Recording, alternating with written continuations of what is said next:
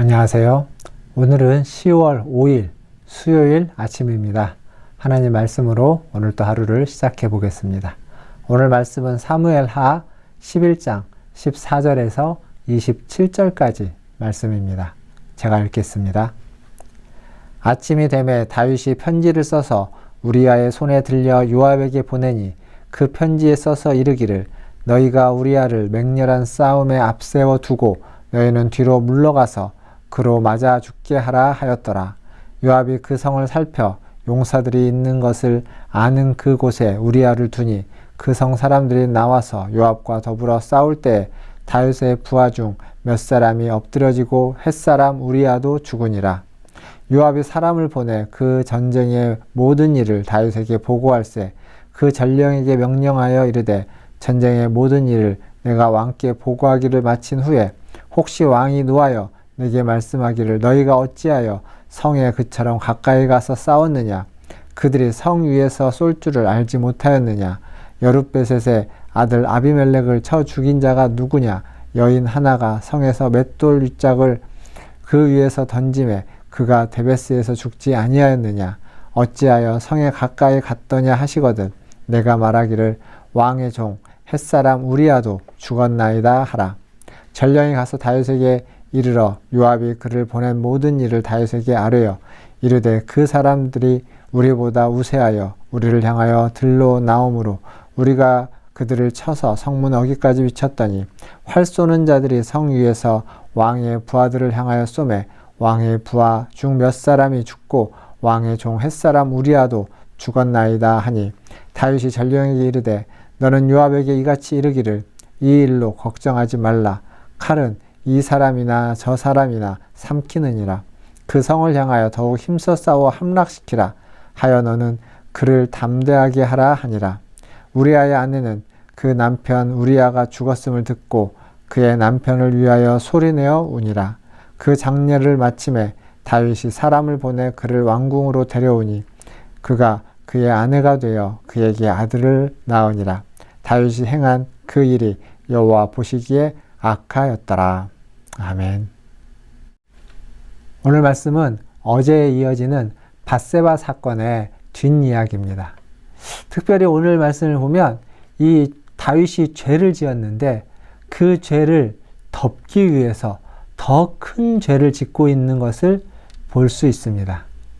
즉 다윗은 자신의 죄를 감추기 위해서 우리아를 죽일 계획을 세우고 있습니다. 심지어 그를 죽일 계획을 써서 우리아의 손에 들려가지고 요압에게 갖다 줍니다. 너무도 잔인한 일이 아닐 수 없습니다. 이렇게 죄를 숨기려고 보면 더 큰 죄에 빠지는 악순환이 반복되고 있습니다. 이 죄에서 벗어나려면 죄를 숨기는 것이 아니라 죄를 드러내고 그것을 시인하고 책임을 지는 것, 그럴 때 이 죄로부터 벗어날 수 있게 될 것입니다. 뿐만 아니라 다윗이 이러한 죄를 짓는 데에는 또한 악한 조력자도 있었습니다. 다름이 아니라 다윗에게는 충성스러운 요압 장군입니다. 다윗이 우리아의 손에 편지를 써서 이 우리아를 전장에서 죽이라 라고 하는 부당한 명령을 내렸을 때 이 요압 장군이 다윗의 그 명령에 따르지 않고 이건 부당합니다. 그가 얼마나 충성된 종인지, 그가 충성된 장군인지를 이야기해 줬다면 다윗의 악행은 거기에서 멈췄을 수도 있습니다. 하지만 요압 장군은 이 일을 제기하지 않았습니다. 멈추지 않았습니다. 부당성을 지적하지도 않았습니다. 다윗의 명령대로 우리아를 죽게 했습니다. 우리아만이 아닙니다. 다른 군인들도, 다른 부하들도 여러 명이 그 자리에서 죽게 되었습니다.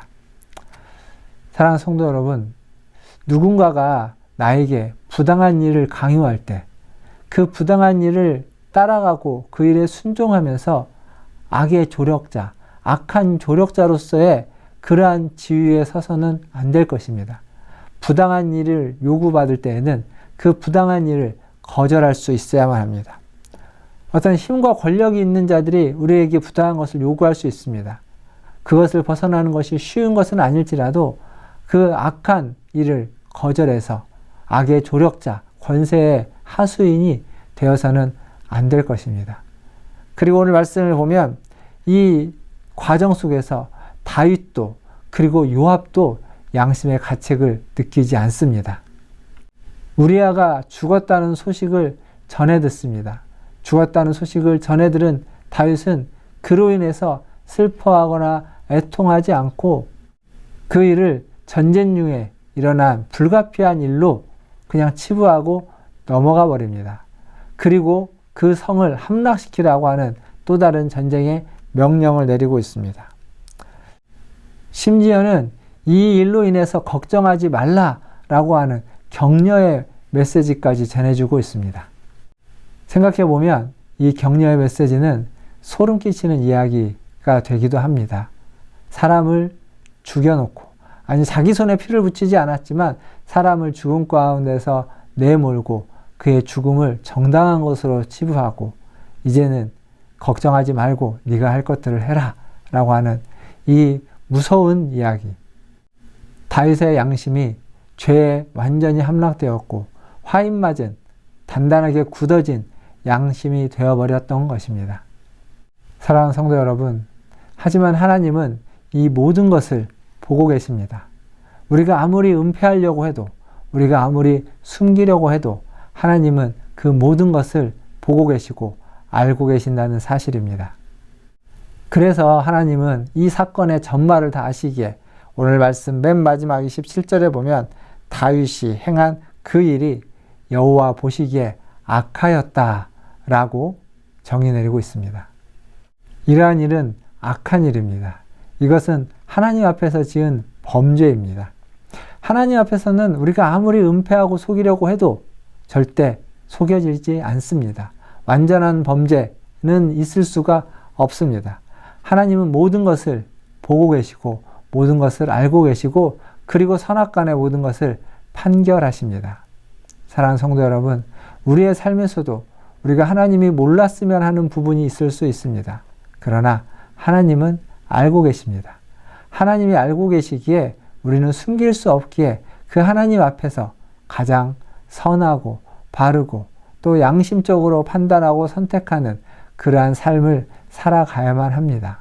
오늘 하루도 그렇게 하나님 앞에서 양심적으로 우리의 선악간의 분별을 하면서 바른 것들을 선택하면서 거룩한 삶을 살아가시는 저와 여러분 다 되시기를 주님의 이름으로 축원드립니다. 기도하겠습니다.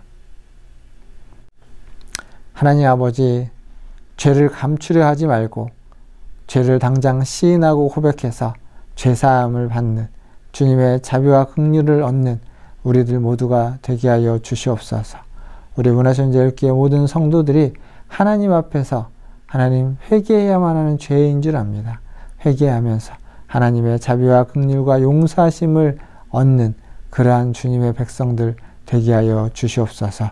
우리 문화선제일교회가 그렇게 회개의 은혜가 있게 하여 주시고 주님 앞에 나올 때마다 감사가 있게 하여 주시고 주님을 찬양하고 주님께 영광 돌리는 그러한 우리 문화선제일교회가 다 될 수 있도록 하나님 도와주시옵소서. 아버지 하나님, 오늘 하루도 주님의 손에 모든 것을 의탁합니다. 우리는 연약하지만 주는 강하시오니 강한 손을 펼치시사 우리를 인도하여 주시고 우리의 모든 악행을 주님이 아시오니 그것을 멈추게 하여 주시고 하나님 앞에 회개하고 다시 거룩함을 입고 깨끗함을 입어서 주의 뜻대로 살아갈 수 있는 우리 모든 성도들 되게 하여 주시옵소서. 이 나라와 민족을 기억하여 주시옵소서. 아버지 하나님, 이 나라에 여러 어려움들이 있습니다. 경제적인 어려움, 하나님 안보의 어려움, 또 사회 문화 모든 영역에서 아버지 하나님 날로 갈수록 힘들어져 가고 있는 상황입니다. 주여 자비와 긍휼을 베풀어 주시고 모든 유정자들이 또 사회 전반의 지도자들이 하나님 이 나라를 바른 길로 인도하고 이끌어 갈 수 있으며 본이 되어지고 모델이 되어지는 하나님 그러한 유정자가 될 수 있도록 주님 도와주시옵소서. 모든 것을 주님의 손에 의탁하며 우리 구주 예수님의 이름으로 감사하며 기도하옵나이다. 아멘. 네, 사랑합니다. 축복합니다. 또 내일 아침에 뵙겠습니다. 샬롬.